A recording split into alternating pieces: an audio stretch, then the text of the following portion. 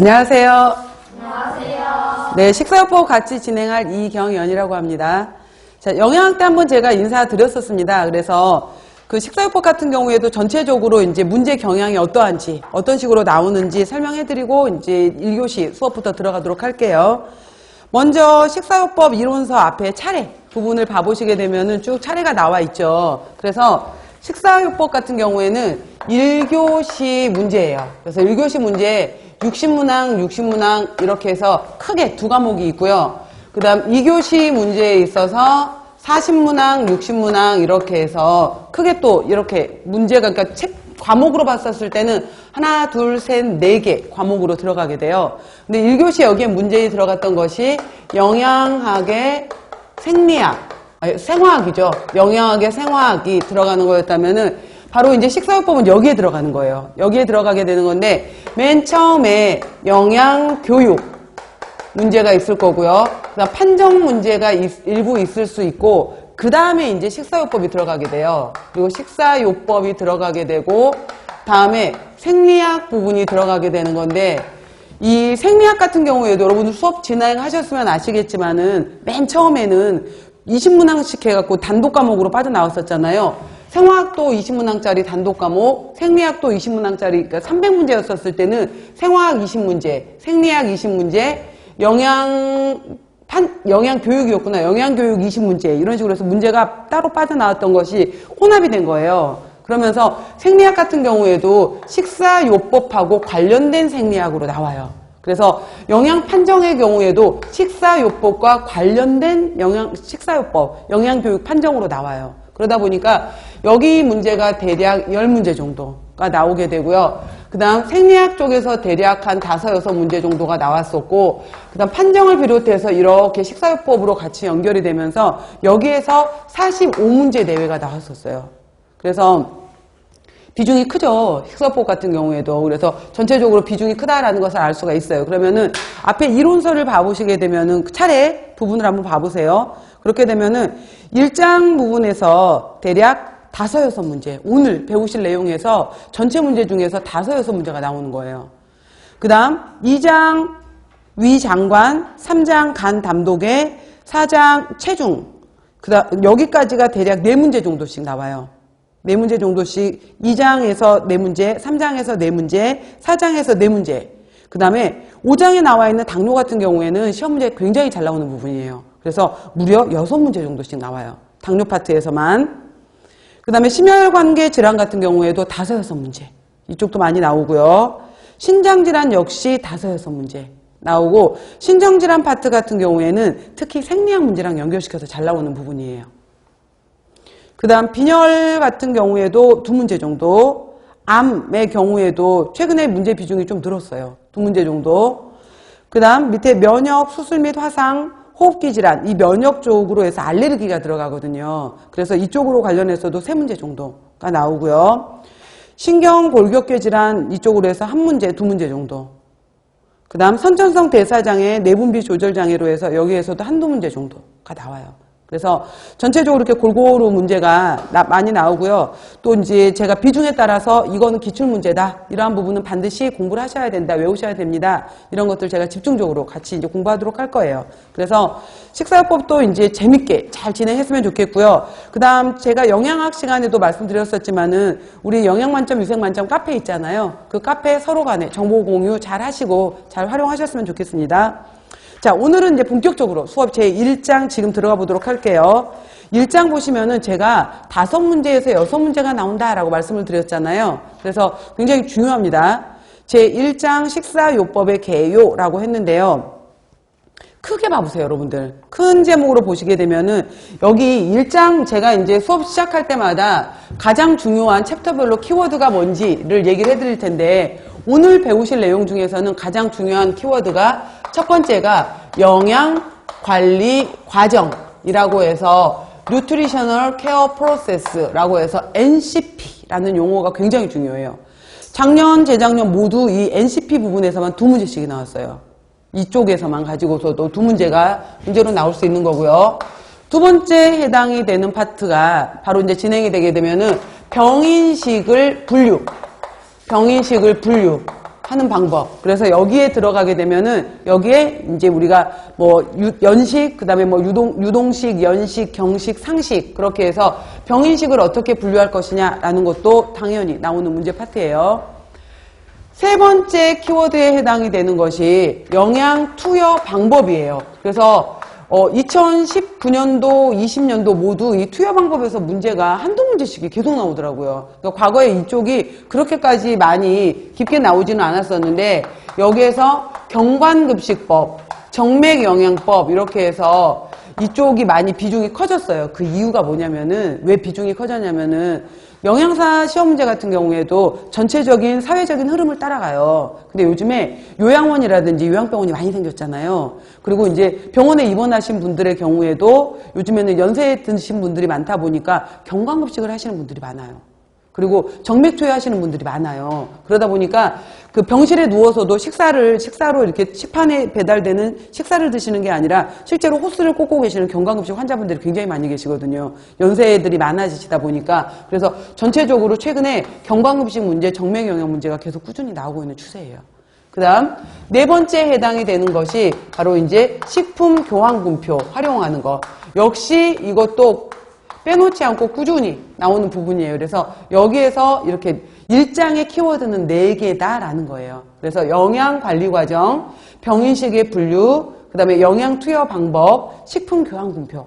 그래서 오늘 이번 첫 번째 시간이 끝난 다음에 내가 빈 종이를 가져다 놓고 나서 이것이 무엇인지 쓸 수 있는지, 병인식을 내가 분류할 수 있는지, 그 다음에 경관급식과 정맥영양의 특징하고 방법을 내가 얘기할 수 있는지, 식품교환군표를 내가 표를 그려놓고 나서 계산을 할 수 있는지.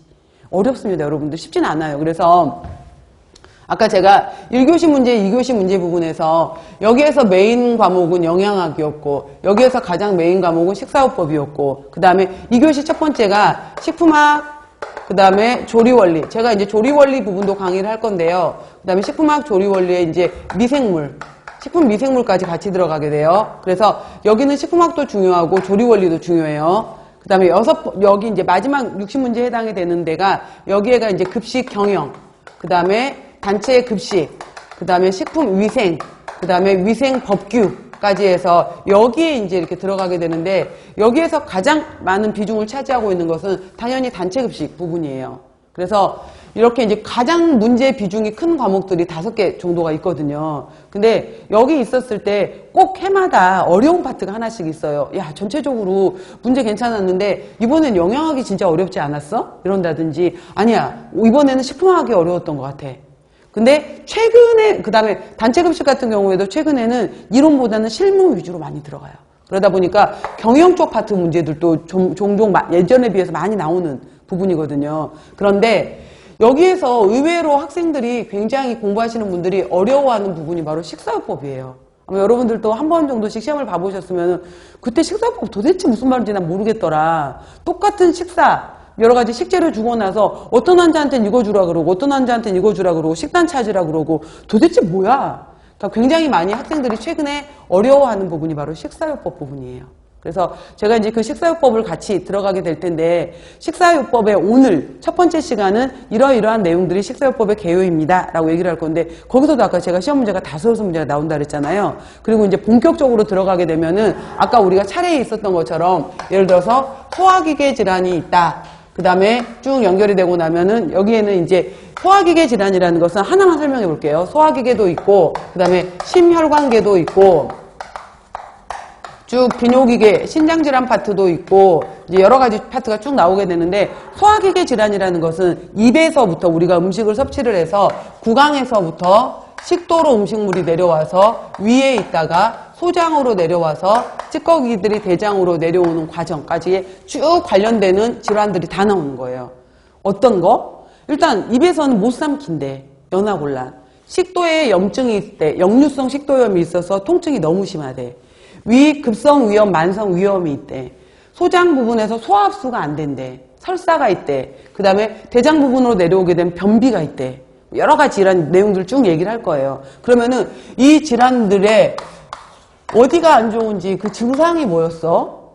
왜 생겼어? 왜? 이 질환이 생긴 이유가 뭐야? 왜 생겼어? 그러면은 치료를 어떻게 할 건데? 라고 했었을 때 치료의 방법에서는 수술로 치료를 할 수도 있고 약물로 치료를 할 수도 있고 식사로 치료를 할 수도 있어요. 근데 수술로 관련된 치료는 병원에서 의사가 할 거예요.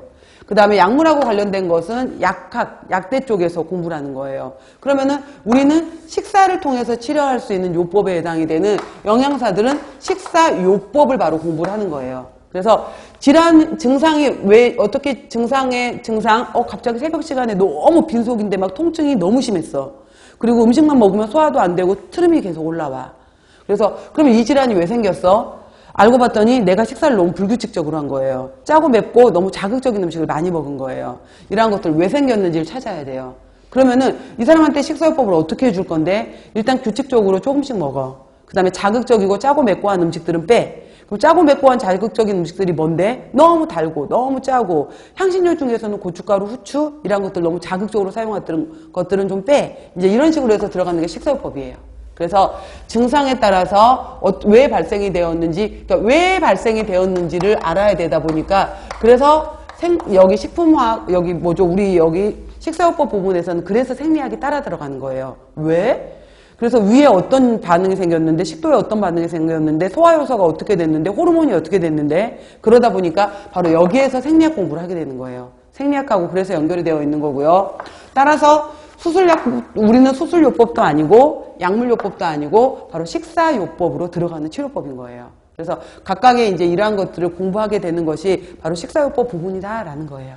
그래서 재밌게 같이 잘 했으면 좋겠어요, 여러분들. 자, 보시면은 첫 번째 식사요법의 개요라고 나왔는데 첫 번째 일단은 식사요법은 의사의 진단이에요. 영양사가 마음대로 할 수 없어요. 의사의 진단 체크 한번 해보세요.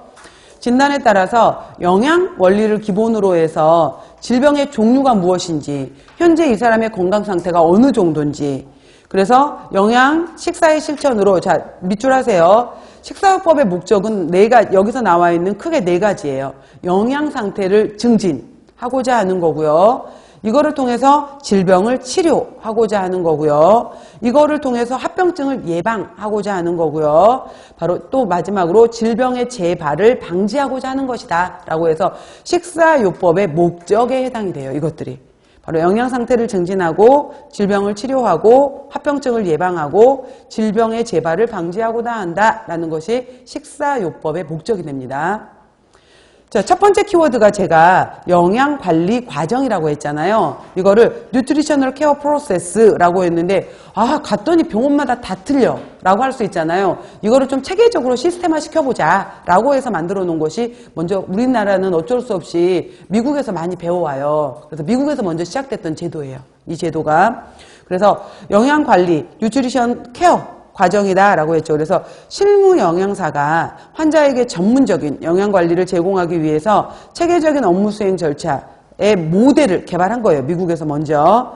그래서 이거를 어느 병원을 가더라도 이 체계를 시스템을 기본으로 해서 해보자. 그래서 임상 영양관리와 관련된 업무의 전 과정을 표준화해서 임상 영양과 영양관리 영역을 체계적으로 연결시켰다라고 했고요.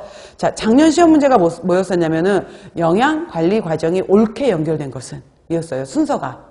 그러니까 간단한 문제였죠. 그래서 영양관리 과정이 옳게 연결된 것은 그래서 밑에 보시면은 1단계, 2단계, 3단계, 4단계 있잖아요. 이거 순서 찾는 문제. 그러니까 첫 번째 이거 이제 문제로 나왔었거든요. 그래서 NCP는 맨 처음에 오늘 입원한 이 환자가 어디가 문제가 있고 어느 정도 문제가 있는지 일단 판정을 내려야 될 거 아니에요. 판정. 이 첫 번째예요. 그래서 두 번째 이 사람이 그래서 위에 문제가 있다는 거야. 심장에 문제가 있다는 거야. 신장에 문제가 있다는 거야. 왜 생겼다는지 그걸 진단을 내려야 돼요. 진단. 자, 그러면은 우리가 이 사람을 어떤 식으로 교육을 시킬 건지, 그러니까 식사요법을 교육을 시킬 건지, 아니야. 이 사람은 식사요법이 문제가 아니라 정신적 치료가 먼저인 것 같아. 그래서 왜 우리가 비만 환자들 같은 경우에도 폭식장애 환자들도 정신과적 치료가 먼저거든요. 그럼 간호사한테 먼저 보내야 될 것 같아. 신경정신과로 먼저 보내야 될 것 같아. 그 다음에 뭐 어떤 교육, 어떤 걸 이 사람한테 먼저 해줘야 될까? 이거를 영양중재라고 하는 거예요. 중재. 그 다음 이 사람이 잘 따라오고 있는지 모니터링 계속 해봐야 될 거 아니에요. 모니터링하고 평가한다라고 해서 순서 알아놓으셔야 돼요. 여러분들 4가지 단계로 구성되어 있다. 서로 다 연결되어 있는 거죠. 그래서 잘 외우세요. 자, 같이 읽어볼게요. 영양관리 과정을 영어로 대문자로 뭐라 그런다고요? NCP라고 해요. 자, 1단계 환자가 들어오면 뭐부터 해라? 영양 판정. 2단계 이 환자를 어떻게 해라? 영양 진단해라. 3단계 영양 중재. 4단계 어떻게 해라? 영양 모니터링하고 평가해라. 그래서 안 되면 다시 처음으로 돌아가야 돼요. 피드백. 이런 식으로 4가지 순서. 자, 하나하나씩 들어가 볼게요. 영양 판정은 뭐냐? 라고 하게 되면은 첫 단계로 영양과 관련된 문제. 그래서 여러분들 왜 우리가 병원에 가게 되면 문진표 작성하잖아요. 그러면은 과거에 어떤 병력을 앓으셨습니까? 현재 어떤 약을 먹고 있습니까? 집안의 직계가족 중에 어떤 질환을 갖고 계십니까? 뭐 음주는 얼마나 하세요? 흡연은 하십니까? 운동은 얼마나 하세요? 물어보잖아요. 그게 바로 판정하는 거예요. 자, 넘겨보세요. 넘겨보시면은 바로 이거예요. 영양 판정 방법에 해당이 되는 것이 크게 5가지로 나와 있어요. 그래서 맨 오른쪽 거부터 보시면은 식사조사. 최근에 어떤 식사 하셨어요? 어떤 음식 좋아하세요? 이렇게 물어보는 거 있잖아요. 어제 아침부터 저녁까지 어떤 거 드셨나요? 이렇게 물어보는 것들. 식사조사라고 해요. 그 다음에 밑에 과거 시계 방향으로 내려와 볼게요. 환자, 과거에 어떤 질환을 앓은 적이 있나요? 수술한 적이 있나요? 뭐 이렇게 물어보잖아요. 그런 것들, 과거력이라고 하는 거고요. 그 다음에 환자의 키, 몸무게, 그 다음에 최근에 몸무게의 변화가 어땠나요? 신체 계측, 현재 비만인지 부종인지 아니면 여러 가지 것들 체크해 보는 것들 신체 계측, 생화학 검사, 소변 검사하겠어요. 그 다음에 뭐 혈액 검사, 그러니까 혈액 검사하겠어요. 엑스레이 찍어볼게요. MRI 찍어볼게요. 뭐 이런 것들 있잖아요. 생화학 검사. 그 다음에 클리니컬 검사라고 해서 임상조사. 저 봐보세요 라고 하면서 그 환자의 눈동자 보는 방법 있잖아요. 그래서 눈 밑에를 본다든지 혀 내밀어 보세요 라고 했었을 때 지금 여러분들 다 마스크를 끼고 계셔서 그러는데 혀를 내밀었었을 때 혀가 불투명한 게 정상인 거 맞아요. 근데 혀가 매끈매끈하면서 빨갛다. 이거 문제가 있는 거예요. 그래서 특히 이제 노인으로 가게 될수록 미각을 잘 못 느끼게 돼요. 그러한 것들 중에 하나가 혀에 이상이 있게 되는 건데 아연 부족하고도 관련이 있거든요. 혀가 불투명하고 거치게 맞는데 혀가 맨질맨질해졌다라고 하게 되면은 이것도 이제 입안에 여러 가지 병이 있다는 걸 나타내는 증표가 되거든요. 그래서 혀를 본다든지 눈을 본다든지 그다음에 왜 우리 부종 같은 경우 있잖아요. 쿡 찔러봤는데 바로 피부가 튕겨져 나와야 되는데 쿡 찔렀는데 안으로 들어가서 안 나와. 그 다음에 머리카락을 염색한 게 아닌데 최근에 머리카락이 너무 많이 색깔이 변하고 머리카락이 계속 많이 빠졌어. 이런 것들을 눈으로 환자가 체크해 볼 수 있는, 의사가 체크해 볼 수 있는 것들 있잖아요. 이걸 임상조사라고 하는 거예요. 이렇게 이제 여러 가지 방법으로 봐요. 보시면 첫 번째, 환자의 사회력, 병력 이런 것들을 보는 거예요. 과거에 어떤 질환이 있었나요? 수술했나요? 약물은 어떤 거 드시고 있나요? 그 다음에 뭐 이러한 것들, 배변 습관, 변비 없으신 건지 이런 거 물어보는 것들. 그 다음에 이거에 따라서 뭐 교육 수준, 직업, 종교, 수입 정도, 주거 이런 것들도 쭉 관련이 있어요. 그 다음에 건강, 영양과 건강에 대한 인식이라든지 태도 이런 것들이 사회력, 병력하고도 관련이 돼요. 그 다음 두 번째 보시면 신체 계측인데 신장, 체중, 그 다음에 상완둘레. 여러분 상완둘레가 어디예요? 상완둘레가 어딜 것 같아요? 상완둘레는 어디냐면은 어깨에서부터 팔꿈치 까지 해서 여기에서 우리가 이렇게 알통 앞으로 내미는 걸 이두근이라고 하거든요. 이렇게 뒤로 돌리는 걸 삼두근이라고 해요. 그랬을 때 어깨에서부터 팔꿈치 사이에 여기를 찝어보는 거예요. 그래서 근데 그러면은 우리가 몸에 해당이 되는 것이 가운데 뼈를 기준으로 해서 있었을 때 뼈 한가운데 뼈가 있게 되고요. 우리 뼈를 만져보고 팔뚝을 만져보게 되면 가운데 뼈가 있게 되는 거고 그 바깥쪽으로 근육이 있어요. 그 다음에 그 바깥쪽으로 바로 이제 체지방, 피하지방이 있게 되는 거거든요. 그래서 뼈, 근육, 피하지방인데 바로 팔뚝의 둘레를 통해서 팔뚝을 캘리퍼로 찝어본 적 있을 거예요. 이렇게 찝어봄으로써 이 사람의 피하지방 정도가 어느 정도 되는지 이 사람의 근육 정도 이런 것들을 체크해 볼 수가 있어요. 팔뚝 정도로 해서. 이 팔뚝에 해당이 되는 것을 상완위라고 하는 거예요. 이게 우리 몸의 이제 영양 상태를 반영할 수가 있어요. 상완위가. 그 다음에 삼두근 피부 두겹 두께 이렇게 이제 찝어보는 거 캘리퍼로 피하지방이 얼마나 되는지 엉덩이 분의 허리 둘레 이런 식으로 숫자할 수 있는 것들 있잖아요. 이러한 것들 우리가 신체 계측이라고 한다라는 거예요. 숫자 뭐 킬로그램으로 나온다든지 센티미터로 나온다든지 이렇게 잴 수 있는 것들. 생화학 검사는 가장 객관적인 데이터겠죠.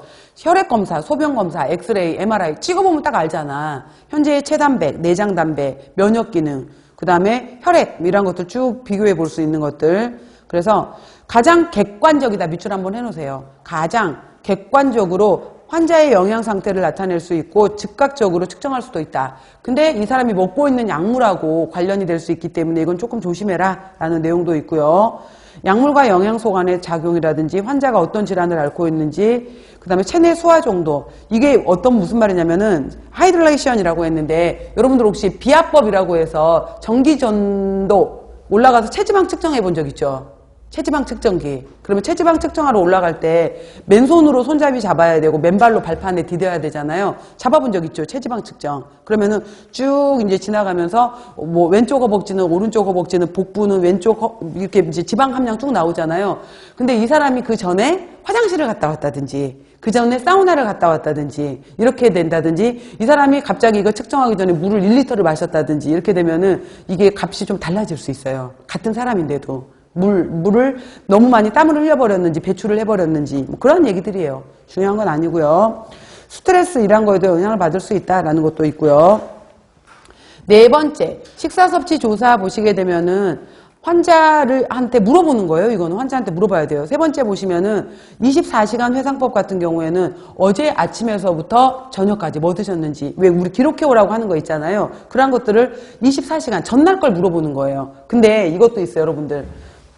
그릇으로 쓸만한 게 없는데, 예를 들어서, 이걸 24시간 회상법 나중에 여러분들 영양 판정 교육 시간에 배우시겠지만은, 우리 집 밥그릇은 이만해. 근데 옆집 밥그릇은 이만해. 라고 했는데, 밥 한 공기 먹었는데요? 그랬는데, 이만큼 밥 한 공기를 먹었는지, 이만큼 밥 한 공기를 먹었는지, 양이 완전 다르잖아요. 그릇 사이즈에 따라서. 그렇기 때문에, 이러한 24시간 회상법이라든지 환자한테 어떤 걸 물어볼 때는 표준화된 우리 그릇들 있잖아요. 그 그릇을 가지고 와서 밥그릇의 크기가 이만했나요? 이거 기준으로 얼마나 드셨어요? 그 다음에 한 접시 먹었다라고 하게 되면 그 한 접시가 이만큼이었나요? 이만큼의, 그래서 왜 우리 식품 모형도 있잖아요. 그런 것들을 가지고 가서 생선 한 토막 먹었는데요. 그러는데 어떤 사람은 50g이 생선 한 토막일 수도 있고 어떤 사람은 100g이 생선 한 토막일 수도 있잖아요. 그래서 이제 그 표준화된 그런 모형도를 갖고 가서 물어봐야 되는 거예요. 이거 기준으로 얼마나 드셨어요? 그래야지 객관화 시킬 수 있어요. 나중에 이러한 내용들도 그냥 오늘은 설명만 일단 들어보세요.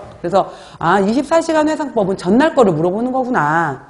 그 다음에 식품 섭취량 조사, 그 다음에 식품 섭취 빈도 조사는 뭐냐면은 왜 그런 거 있잖아요. 여러분들 한 달에 일주일에 음주 횟수가 얼마나 되세요?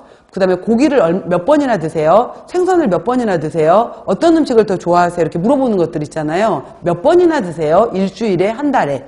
이렇게 물어보는 것들을 식품 섭취 빈도 조사라고 해요. 그 다음에 식사 일기를 써오게 한다든지 실제 계산을 하든지 그래서 이런 것들이고요. 밑에 보시면은 그냥 쭉 읽으시면 돼요. 이거는 음주, 그 다음에 어르신들 같은 경우에는 식사 섭취 조사할 때 치아 진짜 중요해요. 그래서 어른들 같은 경우에 요즘은 이제 우리가 임플란트가 워낙 발달이 돼서 그냥 이 치아를 심잖아요. 심는데 과거에 임플란트가 발달되지 않았을 때는 다 이빨을 뽑고 다 틀니를 했잖아요. 근데 저도 몰랐는데 틀니 같은 경우에 특히 윗니 같은 경우에는 이렇게 입을 거는 과정에서 위에 해당이 되는 틀니가 단단한 금속 물질이 입천장을 덮어버려요. 얼마나 답답하겠어요. 여러분 생각해봐. 치아만 끼우는 것이 아니라 이렇게 동그랗게 된 막이 이렇게 입천장을 덮어버리는 거예요. 그러니까 그게 항상 입 안에 있다고 생각해보세요. 입천장을 꽉 조이고 있다고. 그래서 맛을 못 느껴요. 그래서 틀니를 하고 있게 되면은 이게 내가 진짜 제대로 씹고 있는 건지 입에 들어갔을 때 이게 향도 제대로 못 느끼고 맛도 제대로 못 느낀대요. 그래서 어르신들의 경우에는 치아 손실 여부가 음식 섭취하고 진짜 중요해요. 그래서 못 씹어, 뜯지를 못해, 아파서 못 먹어 이렇게 말하는 것들. 그래서 치아도 굉장히 중요해요.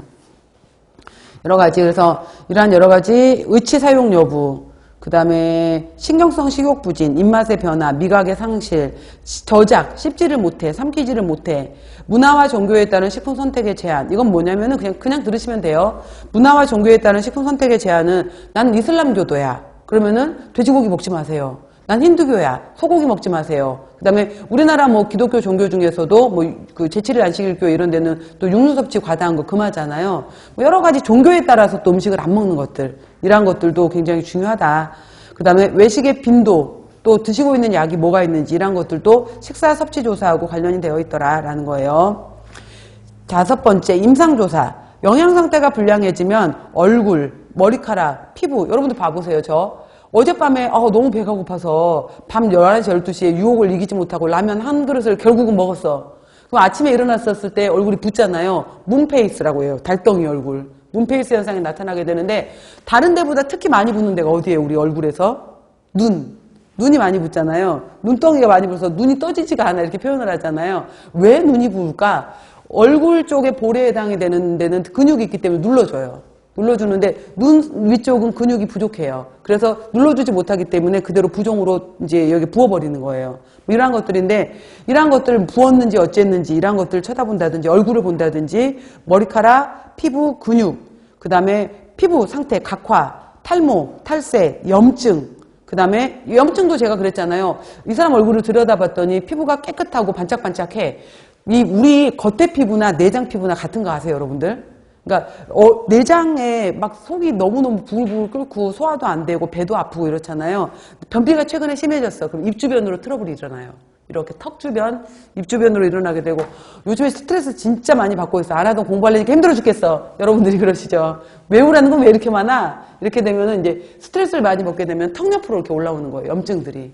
그 다음에 너무 심해지면 두피로 올라오고. 이러한 것들이 전부 다 이게 겉으로 나타나는 피부뿐만 아니라 우리가 내장에 있는 것들이 같이 드러나는 거거든요. 그래서 염증의 상태를 보고 이 사람 요즘에 면역력이 떨어졌구나. 그 다음에 여러분들 같은 경우에도 예를 들어서 우리가 림프절이라고 말하는 데가 여기 목 옆에, 그 다음에 겨드랑이, 그 다음에 사타구니 이런 데가 다 이제 림프절이 있거든요. 이쪽이 많이 아파. 그러면 지금 몸에 면역이 떨어져 있고 뭔가 지금 염증 반응이 나타나고 있다는 거예요.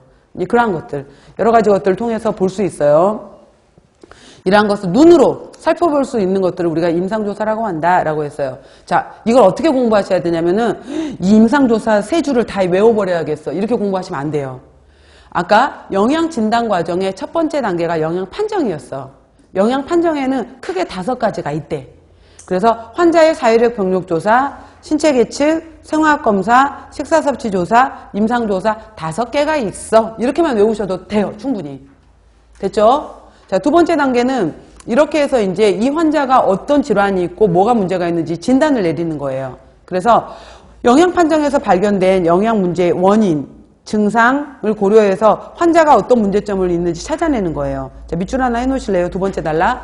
이거는 임상영양사의 단독 영역이에요. 영양진단은 의사가 해주는 것이 아니라 이거는 영양을 통해서 영양사가 이걸 찾아낼 수 있다라는 거예요. 임상영양사가 독립적으로 중재할 수 있다라고 했고요.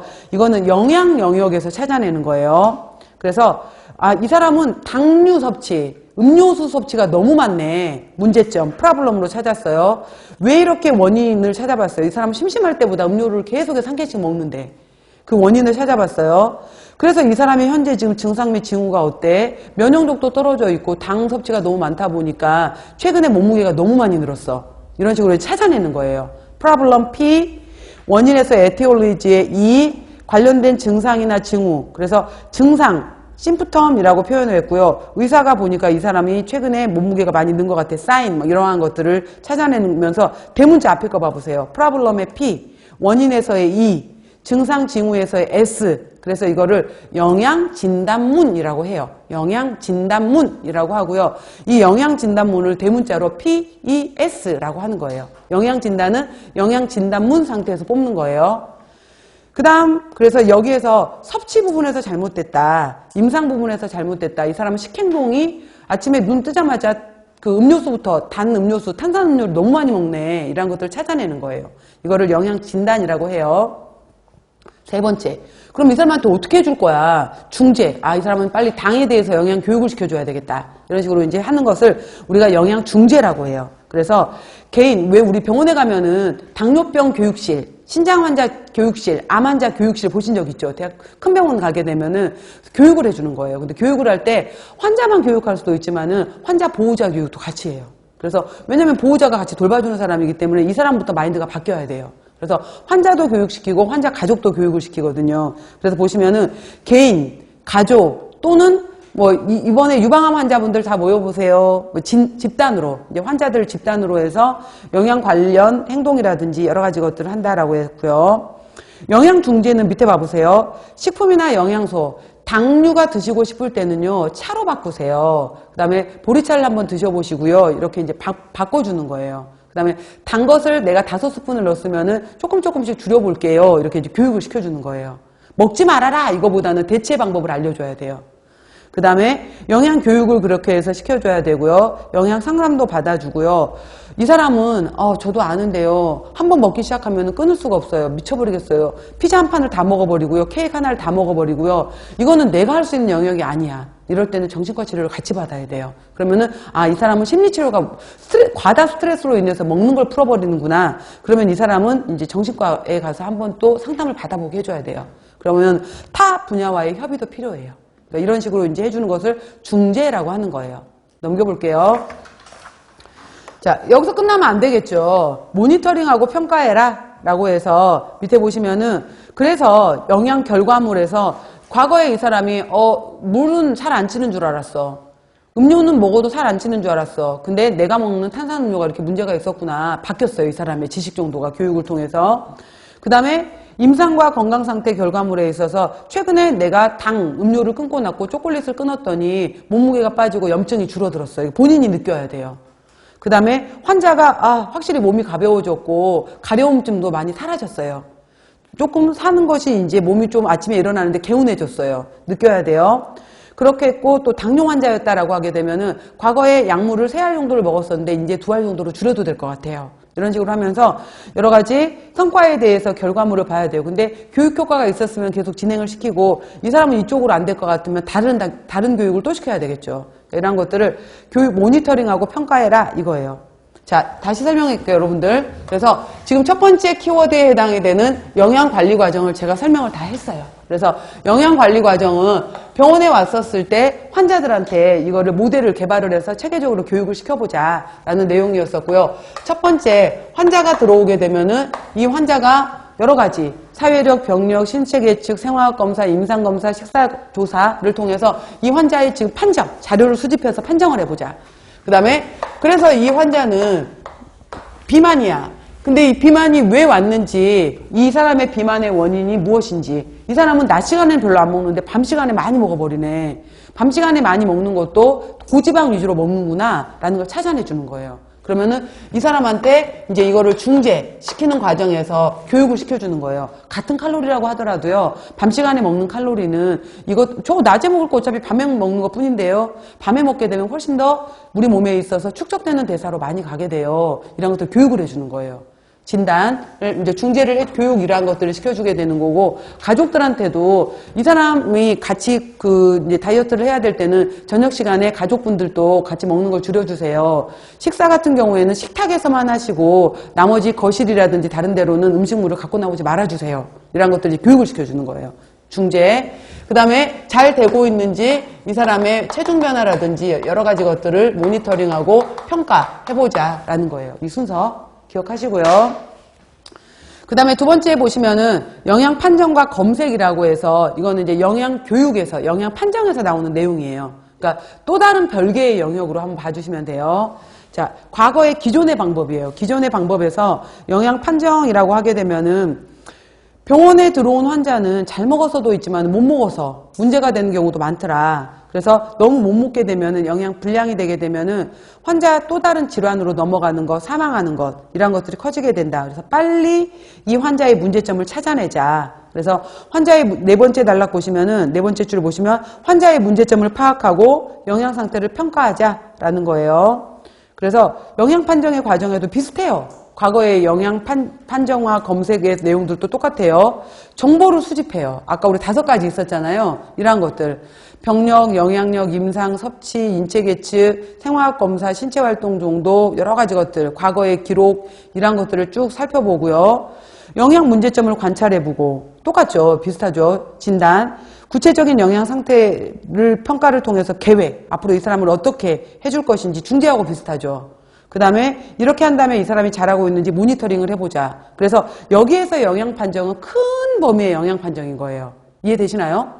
이거는 약간 별개의 개념으로 약간 크게 보시면 돼요. 그러니까 그냥 우리가 여러분들 학부 때 학교에서 영양 판정 이렇게 배우셨잖아요. 그 영양 판정 안에 크게 들어가는 내용인 거예요. 크게 들어가서 정보 수집, 문제점 관찰, 구체적인 영양 상태 평가 계획, 그 다음에 이걸 통한 모니터링 이렇다라는 거예요. 밑에 그 표로 제가 지금 설명한 거예요. 영양 검색이라는 건 뭐냐? 스크리닝이라는 것은 그냥 단어로만 보세요. 의미는 영양 검색이라는 것은 이미 정해진 영양 위험 요인을 기준으로 해서 이 환자의 문제점을 찾아낸다. 그래서 영양 불량 상태에 있는 환자 상태를 빨리 검색하자라는 거예요. 그래서 모든 병원에 입원하는 환자들은 가능하면 24시간 이내, 하루 이내에 빨리 이 환자의 문제점을 찾아내는 것이 중요하겠다라는 거예요. 빨리 검색해주자라는 거예요.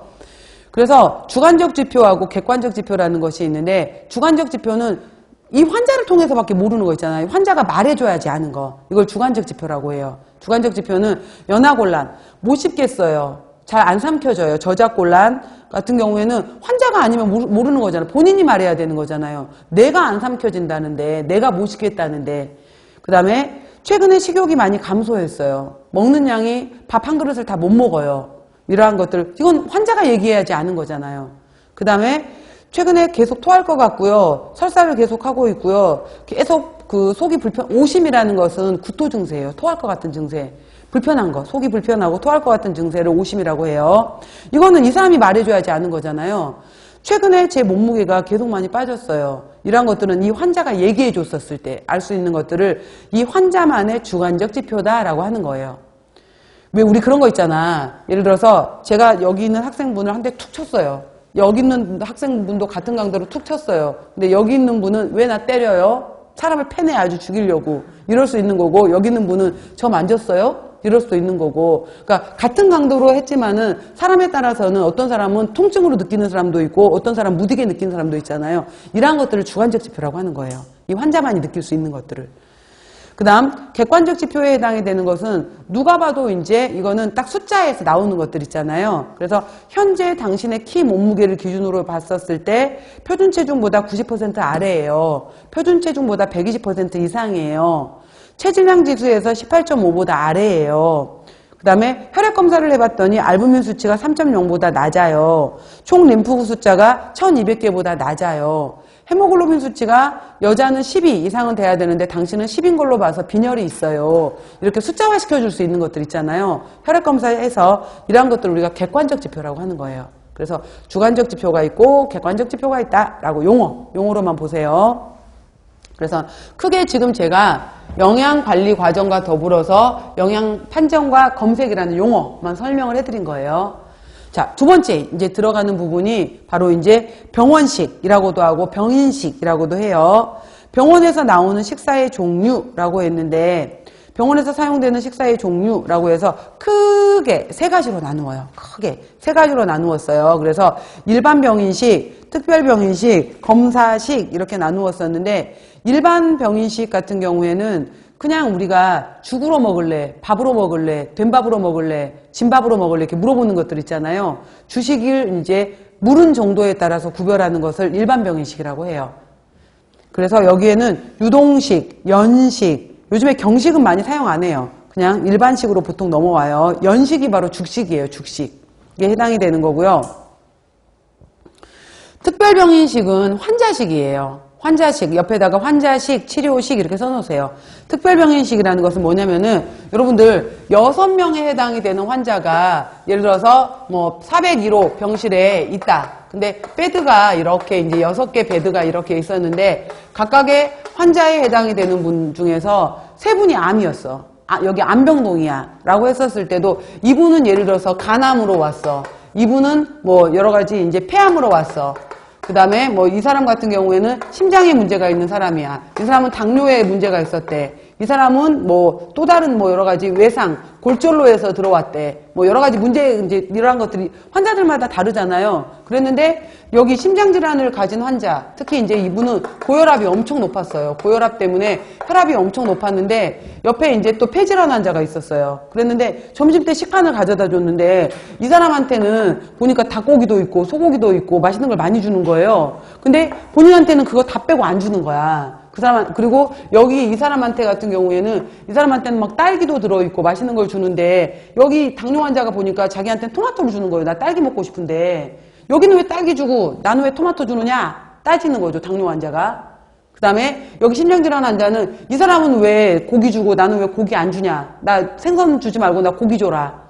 뭐 이런 식으로 이제 따질 수 있단 말이에요. 그래서 각각에 앉아있는 여기 6분의 환자분이 있었을 때 같은 병으로 들어왔더라도 이 사람의 혈압 정도라든지 혈당 정도라든지 여러 가지 상태에 따라서 식단이 다 달라질 수 있어요. 과일도 다 달라질 수 있고 이거 왜 틀리냐 이렇게 따지면 안 되잖아요. 맞죠?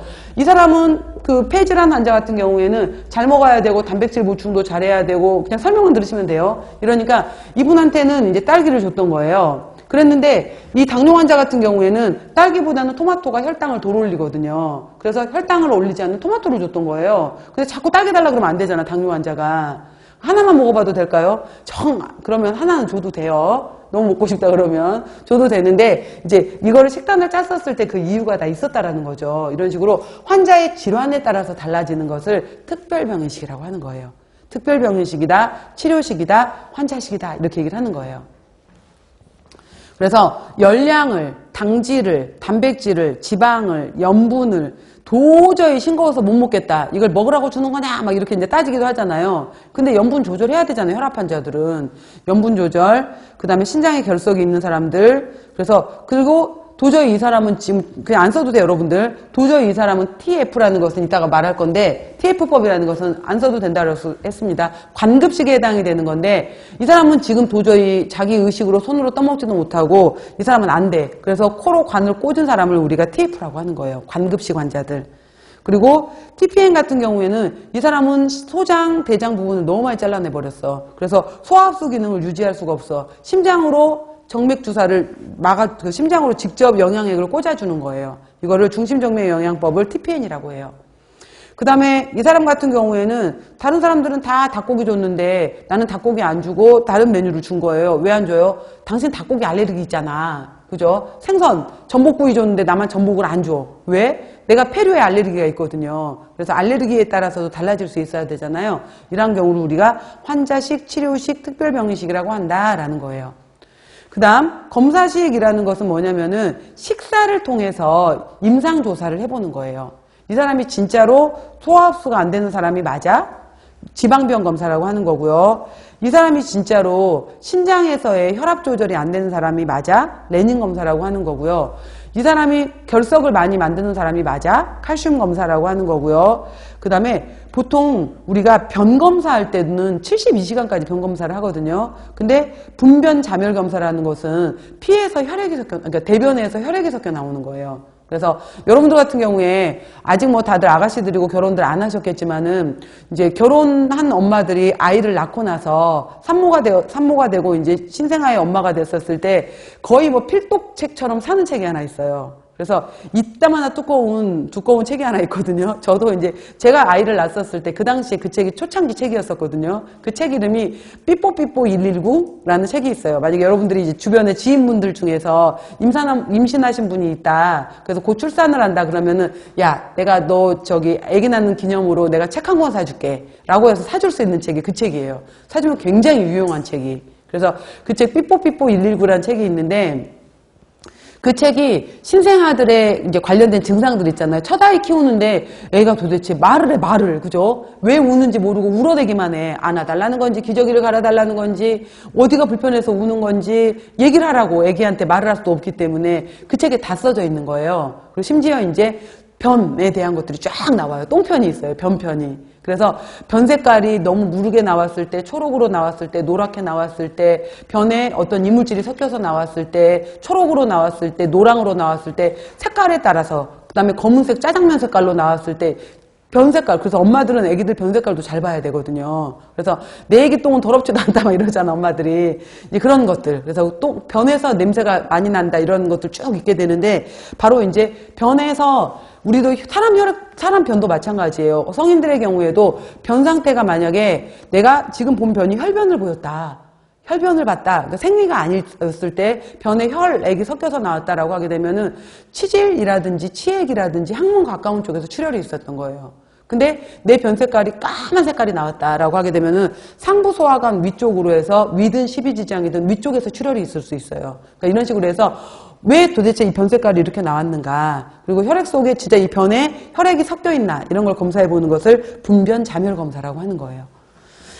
그 다음에 바륨 검사라는 것도 있고요. 갈색 세포층 검사는 우리가 이제 비만 환자들 같은 경우에 백색 세포가 있고 갈색 세포가 있는데, 이 갈색 세포가 많아야지 에너지 대사를 시키는 거거든요. 근데 이 비만 환자들은 갈색 세포가 적어서 비만이 더 많이 됐구나 이런 것들 알아낼 때 보는 검사고요. 5. 하이드록시 인돌 아세틱 엑시드 검사라고 해서 HIAA 나왔는데, 이거는 암 검사예요. 암을 많이 유발시키는 사람들은 이게 많이 유출되더라, 많이 나오더라 라고 해서 검사식은 그냥 임상검사를 알아보는 방법이다 정도만 알아두시면 돼요. 자, 첫 번째 거 들어가 볼게요. 이거 보기 전에 여러분들 봐봐. 8페이지 한번 넘겨보세요. 다시 제가 정리를 해놓은 건데, 그 병원에서 사용되는 병인식의 종류 그랬잖아요. 크게, 그러니까 항상 제가 가지치기 잘하라 그랬죠. 크게 3가지로 분류가 돼요. 그래서 일반 병인식, 특별 병인식, 검사식으로 나누어진다. 자, 아까 지금 제가 특별 병인식 아까 설명했잖아요. 환자마다 다 다르더라. 저 사람은 왜 밥 한 공기 주고 나는 왜 밥 반 공기 줘? 이렇게 달라질 수 있다라는 거. 열량, 당질, 섬유소, 지방, 단백질, 무기질, 그 밖의 내용들이 다 달라질 수 있는 것을 환자가 병명이 다르니까 이걸 특별병인식이라고 하는 거고요. 위에서 수술 직후인지 내가 이제 소화기가 제대로 기능을 할 수 있는지에 따라서 나누어지는 것을 일반병인식이라고 하는 거예요. 지금부터 제가 일반병인식을 설명할 거예요. 다시 앞으로 오세요. 그래서 일반병인식 중에서 여러분들 왜 그 전신마취 하고 난 사람들 있잖아요. 전신마취 하고 나서 깼어. 그 다음에 제발 밥 좀 줘 라고 하기 전에, 식사하기 전에 무엇을 기다려야 되나요? 뭐 기다려 여러분들? 그렇죠. 가스가 방귀 했나요? 배에서 가스 나왔나요? 라고 묻잖아요. 근데 실제로 이제 저도 주변에서 이렇게 병원에 가서 보게 되면은 전신마취 하고 난 다음에 가스가 나올 때 진짜 막 이제 가스가 나온다는 뜻이 뭐냐면은 위 소장이 이제 운동을 하기 시작했다는 뜻이에요. 운동을 하기 시작했고 이제는 이제 음식물이 들어오게 되면은 내가 소화흡수할 준비가 되었다라고 알려주는 게 가스예요. 근데 그 가스가 나오기 전까지 엄청나게 통증을 느끼더라고요. 진짜 막 배에 막 그 가스가 나와버리면 편한데, 나오기 전까지 막 배가 부글부글 끓으면서 엄청나게 이제 통증을 많이 느끼는데, 가스가 나오고 나면 맨 처음에 주는 것이 바로 유동식이에요. 유동식. 그래서 이제 첫 번째 단계가 유동식에 해당이 돼요. 그래서 이건 소화 정도에 따라서 나누어 주는 거예요. 그래서 항상 우리가 여러분들 이렇게 말하잖아. 환자식의 경우에 우리가 성인들의 경우에는 아침, 점심, 저녁, 그래서 3회 식사를 하는 거고요. 1번 내지 2번 정도의 간식이라고 얘기를 하잖아요. 그래서 아이들의 경우에는 오전, 오후에 간식을 주는 거고, 성인들의 경우에도 뭐 필요에 따라서 1번 혹은 뭐 2번까지 간식을 줄 수는 있잖아요. 이렇게 되는 건데, 보통 그래서 식사 자체는 3회 정도 섭취한다라고 얘기를 하잖아요. 근데 환자식의 경우에는 5 내지 6회라는 단어를 써요. 그래서 5 내지 6회를 준다. 그러면서 조금씩 자주 줘라 라는 말을 써요. 소량 자주 줘라. 왜? 위나 소장에 부담을 주지 말라고. 그래서 환자식에서는 5 내지 6회, 소량 자주 이런 표현이 들어간다라는 거. 그 다음에 항상 환자식에 들어가는 것 중에 하나가 무자극식이라는 단어가 들어가요. 어떤 게 무자극이냐면 너무 뜨겁거나 너무 차갑거나 이런 거 아닌 것들. 그래서 우리 체온에 가까운 것들, 체온. 무자극식이라는 것은 체온. 그래서 36도씨에서 37도 여기에 가깝게 주는 것을 바로 이제 우리가 무자극식이다라고 표현을 해요. 일단 기본으로는. 그럼 봐보세요. 1일 5 내지 6회 정도 공급하고 질과 양과 온도. 당연히 위생적으로 취급해야 되고요. 그 다음에 저잔사, 저섬유, 저잔사, 저섬유는 조금 뒤에 제가 설명할 거예요. 잘 설명할 건데 뭐냐면은 우리가 섬유소 같은 경우에 20g에서 30g 정도가 충분 섭취량이에요. 섬유소의 경우에 충분 섭취량에 해당이 되는 것이 여자는 20g이고요. 성인 남자는 30g이에요. 2015 한국인 영양소 섭취 기준에서 충분 섭취량이 남자가 25g이었거든요. 지난번 제가 영양 뜻 한번 설명했었죠. 근데 5g이 더 올랐다고 남자는. 그래서 20에서 30 정도 주는 것이 충분하게 먹는다라고 얘기를 하는 거고, 당뇨 환자들처럼 조금 더 고섬유소식으로 드세요라고 하게 되면은 이거보다 조금 더 많이 먹는 것을 고섬유소식이라고 해요. 그러니까 이거보다 줄여서 10에서 15g 정도로 먹는 것을 우리가 저섬유소식이라고 얘기를 해요. 그래서 섬유소 양을 줄여주는 거, 이거보다 더 줄여서 8g 아래로 먹어주는 것을 저잔사라고 해요. 이게 뭐냐면은 섬유소 같은 경우에는 우리 몸에서 소화흡수가 안 되잖아요. 그러다 보니까 장을 자극을 하게 되는 건데 좋은 거란 말이에요. 근데 환자들한테는 가뜩이나 인제 수술하고 나서 마취 풀렸는데 자극 주면 안 되잖아요. 그래서 처음에 이제 장 운동을 하기 시작한 환자들한테는 저섬유나 저잔사 형태로 줘라 이 말이에요. 그러니까 이것도 자극하지 말아라 이거예요. 자극하지 말아라. 저섬유, 저잔사. 자, 주요 영양소의 구성은 동그라미 해놓으세요. 수분. 주 목적은 수분이에요. 여러분들 마취 깨고 병원에 입원하신 수술 후에 환자들이 진짜 괴로워하는 것이 물 못 먹는 거예요. 제발 물 한 컵만 벌컥벌컥 마셨으면 좋겠다. 물 먹는 게 이렇게 행복한 건지 몰랐다. 이러면서 물 좀 달라고 막 이러는데 그 물도 수술 깨고 난 다음에 이제 6, 7시간 정도 지난 다음에 주거든요. 그래서 그 전에 너무 목말라 한다라고 하게 되면 꺼지에다가 물 묻혀서 입에 물고 있으세요. 그 다음에 정말 그것도 너무 힘들어 한다 그러면 작은 얼음덩어리도 조그만한 거 하나 줘갖고 입에 물고 있으라 그러는 거거든요. 물도 처음엔 못 먹게 해요. 그랬다가 이제 회복에 따라서 맨 처음 주는 것이 물부터 주는 거예요. 우리 사람의 몸이 60에서 65%가 물이잖아요. 그래서 물부터 섭취하게 하는 거예요, 일단. 그래서 바로 이제 물이 처음에 목적이에요. 그래서 열량이나 단백질은 부족하다. 그래서 하루 한 끼 정도로 끝내야 돼요. 단기간으로 끝내라. 첫 번째 단계가 맑은 유동식인데 하나 써놓으실래요? 동그라미 체크하시고 600kcal라고 써놓으세요.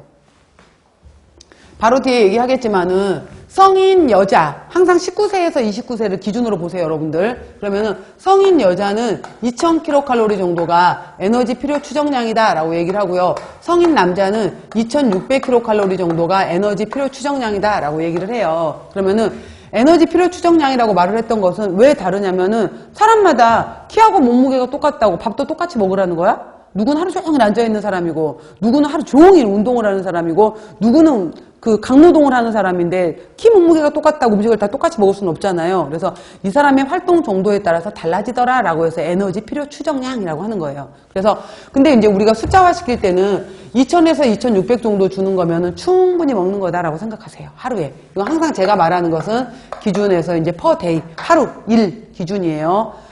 그러면은 하루 종일 먹는 칼로리가 맑은 유동식은 대략 600이에요. 이거 충분한 거예요? 모자란 거예요? 완전 모자라죠? 그죠? 그러니까 보세요. 수술 후 환자에게 제공한다. 가스를 발생시키지 않는 식사로, 자, 밑줄, 수분 공급이 주 목적이다 라고 했어요. 따라서 수분 공급이 목적이기 때문에 영양적인 가치는 없다 라고 했어요. 그래서 맨 처음 주는 것이 차 중에서도 보리차예요. 보리차. 연한 보리차 정도로 주는 거고요. 육즙을 주더라도 맑은 육즙. 그 다음에 과즙을 주더라도 건더기도 없는 채로 걸러버린 과즙. 젤라틴으로 만든 푸딩. 여러분 생각해봐. 젤리뽀 옛날에 이런 거 있었잖아. 초록색 젤리뽀 같은 경우 있어. 청포도 맛. 근데 젤라틴은 여러분들 우리가 눈으로 봤었을 때 액체예요, 고체예요? 아까 제가 형태를 유지하고 있다 그랬잖아. 고체죠.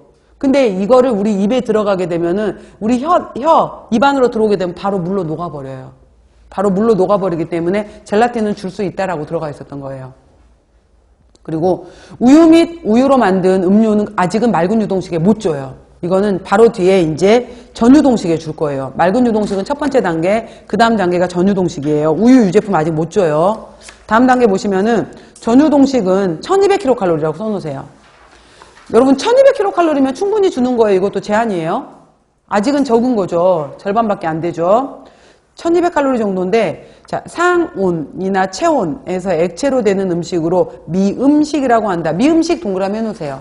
그리고 조리원리 시간에 나올 텐데, 미음이라는 것은 뭐냐면요. 미음은 무려 곡식에, 그러니까 쌀을 기준으로 본다면은 쌀 분량의 10배의 물이 들어가요. 10배의 물이 들어가고 나서 끓여.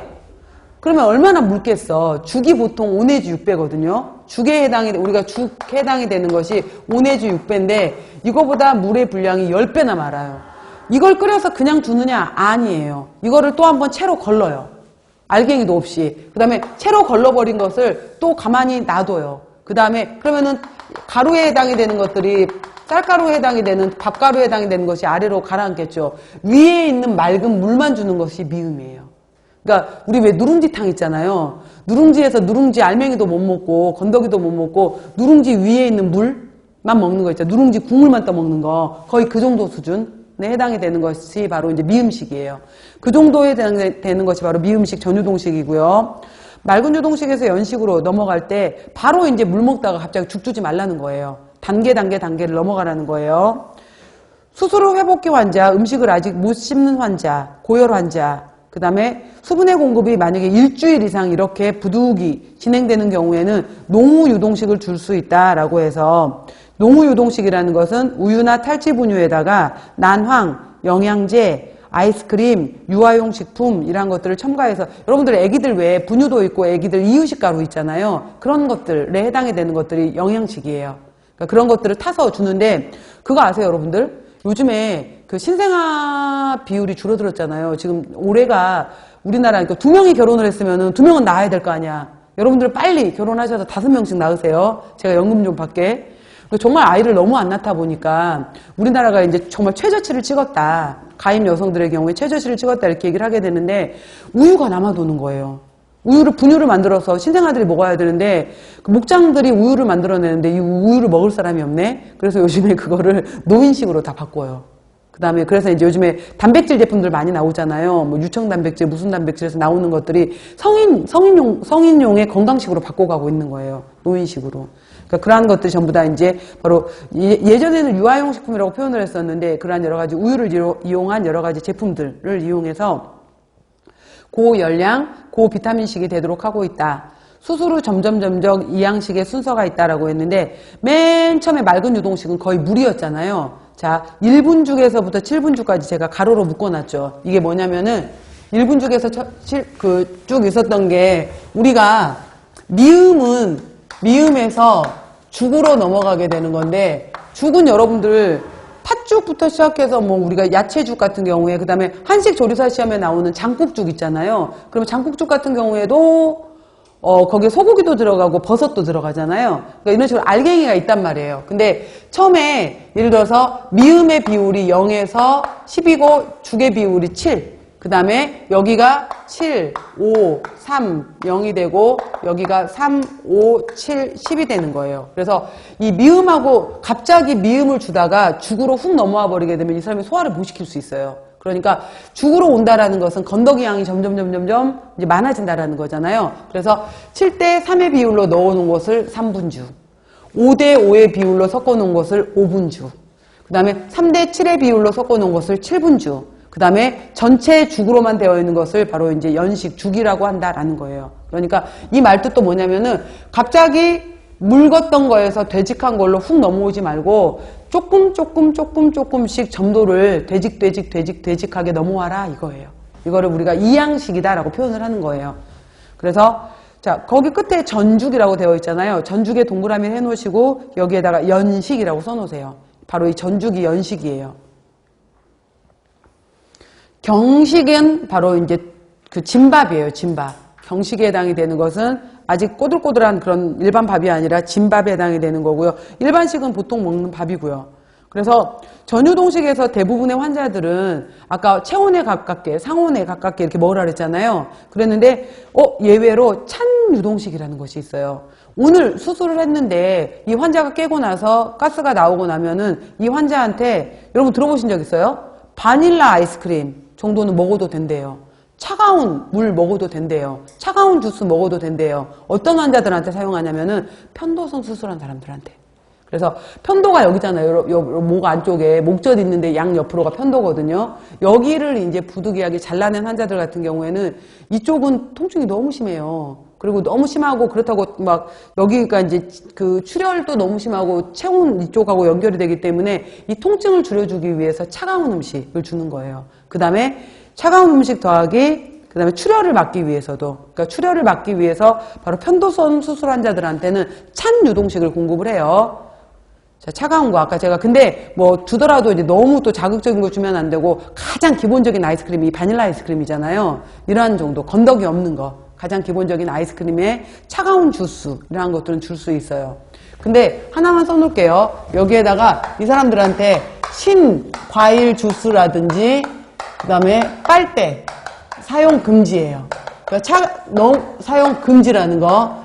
신과일 주스는 왜 주면 안 되냐면은 지금 수술하고 났는데 얼마나 따갑고 아프겠어요. 그래서 신과일 주스라고 하게 되면은 가장 대표적인 것이 바로 감귤류. 그래서 감귤류 주스, 오렌지 주스 이런 것들 그 굉장히 따갑잖아요. 이러한 것들. 그 다음에 토마토. 이러한 것들이 바로 pH가 3 정도로 해서 굉장히 산도가 높은 것들이기 때문에 이러한 것들은 제한해줘라 이 말이에요. 그 다음에 빨대 같은 경우에는 여기 가뜩이나 수술해놨는데 훅 하고 빨아들이다가 여기 압력 때문에 터져버릴 수 있어요. 그렇기 때문에 빨대는 사용하지 말아라 이거예요. 자, 잠깐 여기까지 했고요. 그 다음에 연식부터 이어서 들어가도록 할게요.